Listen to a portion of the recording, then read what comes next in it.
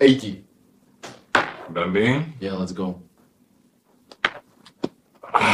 I'm done. Can't anymore. Vyhral som kvalifikáciu.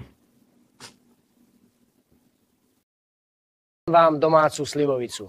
Je silná, ale poctivá. Jo, nálej, zvládnu to. Poďme na to. Pripravení? 3, 2, 1, štart! To je sila. Prvý prázdny pohár. Víťaz je Fifko. Postupuješ do semifinále. Super, ďakujem. Teraz prichádza whisky. Pripravený? Jasné.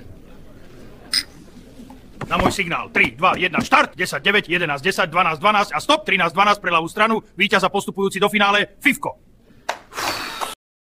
Pálenka 96%. Kto z vás vydrží viac, berie si trofej. Pripravení? Poďme na to. Tekutý oheň, ideme.